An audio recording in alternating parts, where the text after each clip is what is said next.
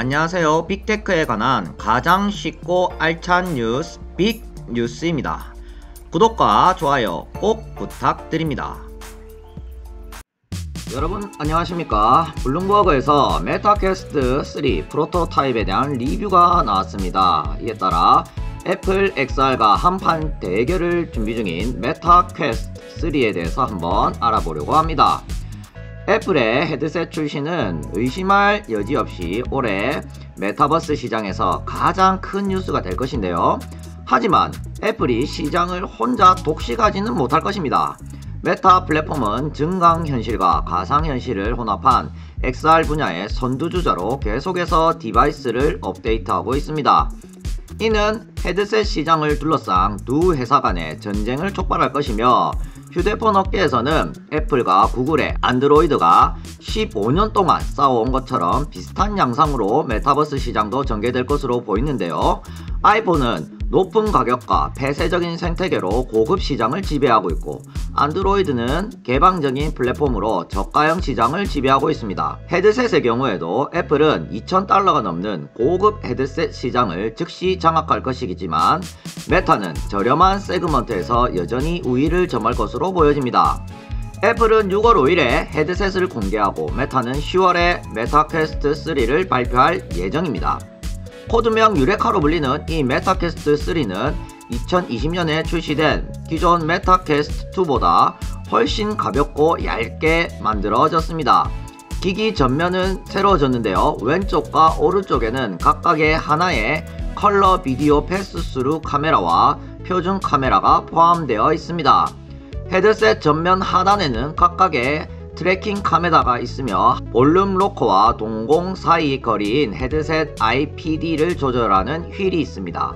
헤드셋을 벗고 기기 내부의 VR 디스플레이를 수동으로 움직여야 했던 퀘스트 2에 비해 훨씬 개선된 기능입니다. 해상도는 메타퀘스트 2와 비슷한 수준입니다. 하지만 크게 개선된 두 가지 영역이 있는데, 바로 혼합 현실을 위한 비디오 패스스루와 기기에 더 빨라진 기능입니다. 비디오 패스스루는 혼합 현실의 핵심입니다. 이 기능은 외부 카메라를 사용하여 헤드셋을 착용한 채 현실 세계의 실시간 비디오 피드를 볼 수 있도록 하여 투명 렌즈를 끼지 않고도 증강현실 효과를 만들어냅니다. 심지어 퀘스트2에서 불가능하다고 느꼈던 헤드셋을 착용한 채로 휴대폰도 사용할 수 있습니다. 디바이스 인터페이스를 탐색하고 앱을 실행하고 게임을 플레이하는 속도도 퀘스트2보다 훨씬 빨라졌습니다. 메타는 아직 헤드셋의 킬러 앱을 찾지 못했지만, VR용으로 제작된 최고급 게임에서 애플에 비해 몇 년 동안 우위를 점하고 있습니다.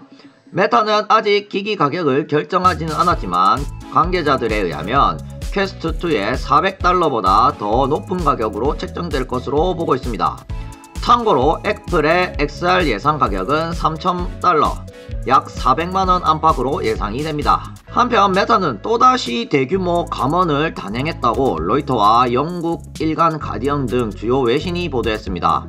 지난해 말 1만 1천명 직원을 해고한 데 이어 올해 추가로 1만여 명을 정리하기 시작한 것인데요. 지난 4월에 4천명 규모의 감원을 단행했고, 24일 6천명 규모의 정리해고에 나섰습니다. 작년 규모까지 감안하면 총 2만 1,000명이 일자리를 잃게 되는 것입니다.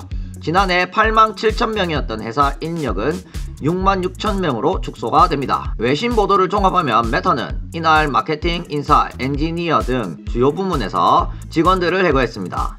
이달 말 추가 감원 작업이 마무리될 것으로 보이는데요. 마크 저커버그 메타 최고 경영자는 올해를 효율성의 해라고 칭하며, 어두운 경제 상황을 극복하기 위해 비용을 절감하고 조직을 재구성하는 데 초점을 두겠다고 강조해왔습니다. 상반기가 AI의 시간이었다면 하반기에는 애플의 XR 출시로 인해 메타버스가 다시 한번 힘을 받을 수 있을까요? AI에서 구글이냐 마이크로소프트냐, 메타버스에서 메타냐 애플이냐, 같이 한번 지켜보도록 하겠습니다. 여기까지가 오늘의 빅테크 뉴스였습니다. 시청해주셔서 감사합니다.